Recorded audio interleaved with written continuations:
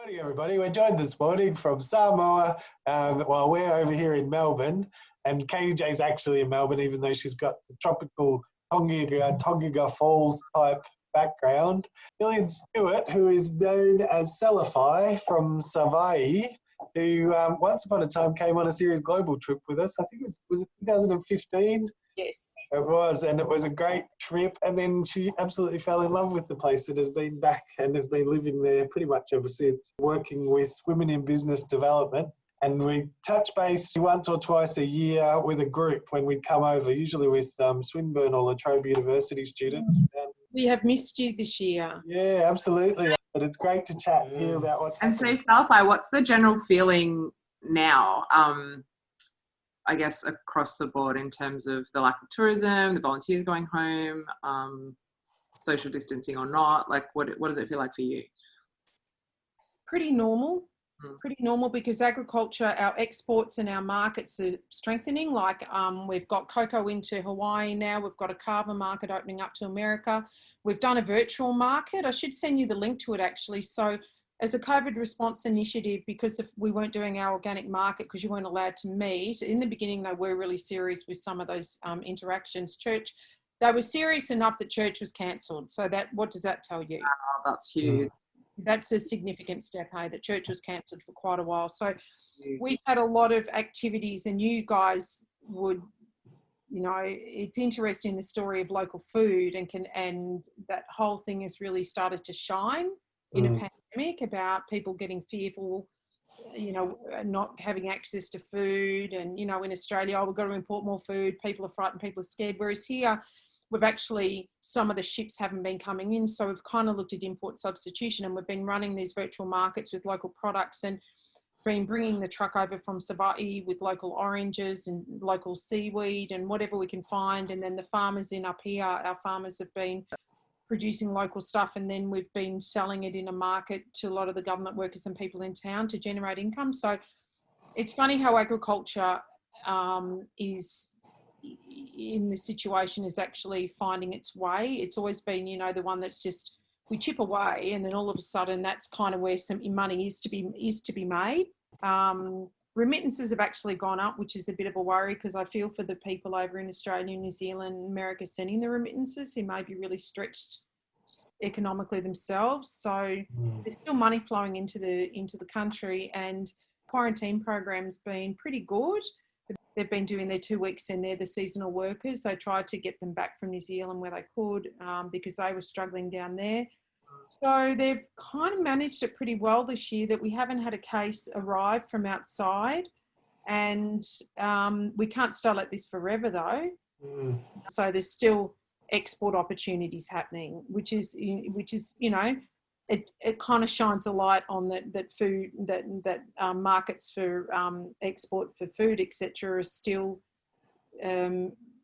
operating. And so we've been actually very, very blessed with that, with coconut oil and with cocoa and with things like that we can still do some income generation. And it's always probably been the thing for why I came back here to do rural development work with smallholders in a certified organic grower group, was because the collective potential for agricultural productivity is enormous. It's huge. It's underutilised here, and that's one of the things also what you said, Ben, about people coming home. We live amongst a food forest, as you know. We live amongst a food forest, so even if there weren't packages on the shelf, we've got bananas, we're coming into mango season, we've got fresh fish, we've got local chicken, we've got local beef, local pork, vegetables. There's all sorts of stuff stimulating the local food economy and really actually helping support that and improve productive capacity. And so that's interesting in itself, that we have that. There is no fear of, like we're not disconnected from our food. We're not relying on a supermarket for things. And there wasn't even any hassles when the toilet paper situation was happening. I went in to the local shop and there was 10 different types of toilet paper you could buy. But I also said, we have a toilet paper tree here, which is true. Selafai, tell us a bit about Wibdi. It's great to hear that you haven't had too much of a hiccup with COVID, but and that coconut and cocoa trade is still going on. For those who don't know, as Ben mentioned, WIBD, Women in Business Development Inc., 30 years next year, this NGO will have been operating in Samoa. So it's a very long-standing NGO. It hasn't just, you know, been here for a short time, and it's got a lot of strong foundation embedded into Samoa, and in you know, just investment in people and resources and time, capacity, and etc. for a very long time. So I was a recent addition, only about 4 and a bit years ago. But what the work is about is supporting vulnerable families and like a vulnerable livelihoods approach to income generation. So one of the mantras is regular income on a regular basis, and that's about helping support people that live on agricultural lands that is who we work with is certified organic. So we run an overarching grower group, which means you can be a member of the grower group, and there's over 700 families registered, but that goes out to extended families, so that impacts on quite a few thousand people that are directly linked into the grower group and certified organic. And the model, what I really like about the model is, as I said, about the collective potential and collective sourcing, so that we work in a way that the beneficiaries of income generation are not just always purchasing off one. Well, we don't really work with big commercial producers anyway, but you're working with lots of families who have always done what they've done, and in a traditional unbroken practice that hasn't used artificial inputs, etc. So you trying to help them maximise the benefits of being naturally organic, and hence being in the grower group and then getting international certification was a really good move. So that means if we have orders for things, I can think of, we can think of many families that we can go and source, and they can all be a part of something. For example, we're doing orders for cocoa to a new market in Hawaii, and the exporter very regularly, every few weeks, is ringing up wanting 500 cups of cocoa at 6 tala a cup. So it's about 3,000 tala per order. So we can split that around a number of families. And you guys have seen the cocoa being made, so it's something that's just that they've been doing for a very long time, making cocoa Samoa, and that becomes a regular fortnightly income stream for families. And with the different microclimates around the island, it means that when it might be cocoa season in one area, it might not be in the other. So can kind of manage looking for ways to be inclusive and, giving lots of people an opportunity to be involved. So that's the way we work with the income generation. We focus on pulling together a particular, say, customer order, for example, from many participating families, and that is, like we kind of work with quality, and a lot of the quality is, as I said, it's stuff they've done for a long time. So we just try and refine and get them to get the size and the shape and the quality right, and that's what we do with a lot of things, with our dried teas that we work with our coconut oil, which you guys have seen, which we sent off not that long ago, a big shipment to the Body Shop, not in the US, over in the UK. And they've always been a very big supporter for a long time of DME, coconut oil production, which is direct micro expulsion. So it's non-industrialized way in which the oil is extracted. It's a beautiful, beautiful product, as if you're cooking with, for using on yourself, for cleaning your teeth with, everything, fan of it. So that's what WIBD does. We work with the most vulnerable and the most remote in parts of Samoa. So we have outreach. We're on the ground. We're frontline development workers, and we extend way up into the back remote parts where families are living in, quite simple conditions. Some still without electricity, some still walking for water. Slowly we're seeing tanks and, better structures being built, and definitely we targeting people in those remote areas. The improvements in shelter and living conditions and electricity, and getting transport, and having money on a regular basis to just even get the kids on the school bus, or the kids on the bus to school every week. you see the real impacts on the ground of what this income generation can do. And it is life-changing, and it's kind of a family at a time. You guys value those rural livelihoods and income earning from home as well, don't you? So a lot of the home-based businesses that we visit for coconut pressing, cocoa Samoa, the income generated isn't sort of taking the people out of their home and sending them to factories or workplaces. A lot of it can be done in the community. The majority of it, and that's a really good point that you make, it's home-based businesses. It's utilising the plantation. It's utilising, you've seen the fine mat weavers. It's utilising the pandanus that is there. It's utilising and working with the fact that Samoan people are really, really busy every day with chores. We call them fe'au, so all the tasks they need to get done. Everybody has a role in the family, so you have to try and manage there are many things with the income generation and some competing priorities for time, etc. So if you can have people utilising, that's what I always say, it's your asset.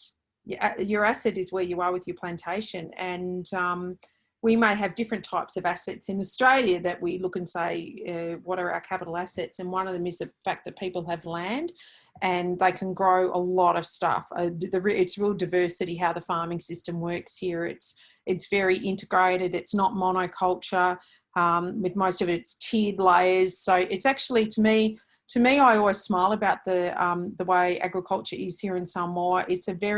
It's got a level of internal resilience built into it naturally through the tiered system, through, like your coconut high crops and your bananas and cocoa and your breadfruits, down to your ground crops, a lot of your vegetables and fruits, and then your root crops. And it's actually, to me, that's what is a natural climate, managing climate change or managing significant events. It's kind of got this resilience built into it because we never put steel into the soil. It was never a soil that was, as you've seen it, been able to be cultivated. And I kind of go, wow.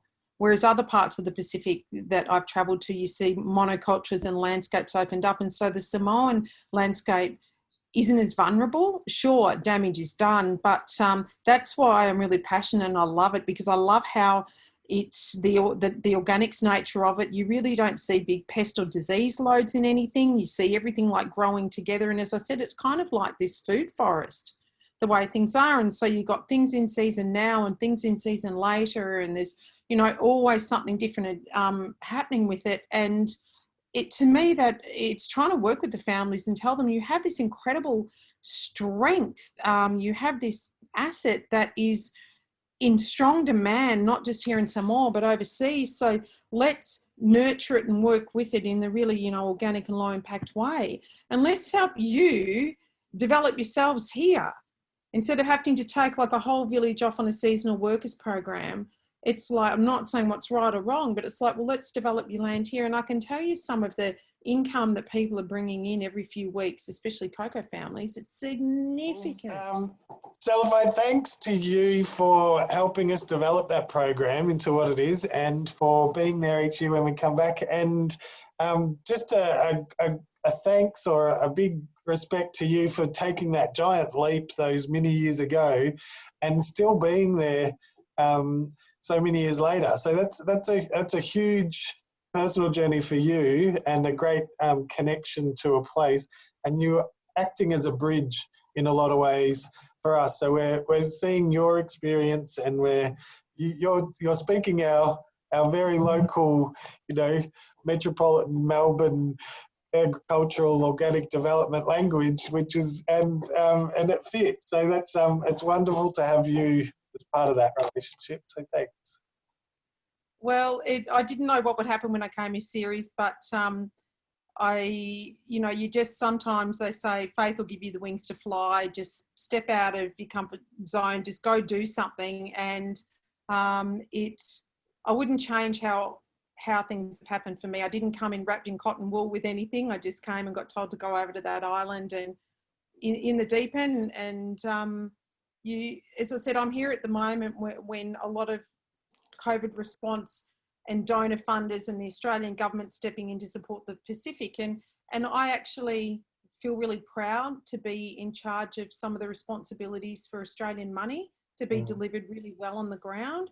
And I want to mention that, like, it actually sits in my heart and goes, hey, you know, like, I want to do the right thing by Australian people that are supporting through foreign aid. That we do it well, we're smart with it, and we're effective on the ground. So it's an interesting time for me, being here, how I feel about those responsibilities to back to Australia also, as well as, you know, my work here with WIBDI, wanting to always be supporting WIBDI and doing the right thing. So I feel really proud on many levels. Great. Yeah, great. Proud. Yes, you should be. Absolutely. And we'd love to stay connected. We'll keep checking in on you, and you can call on us whenever you need. Manuele Aso. Yeah, Manuele Aso. Friends, like, have a good day. Take care. Yeah. So for Malalawina, sister healthy, and we'll Felawai Atili. See you again. Fa. Atu. Fa. Yeah, great. Lovely to chat. Great to see you. Poodle Pips. Okay, see ya. Speak again soon. Bye. Bye. Thanks.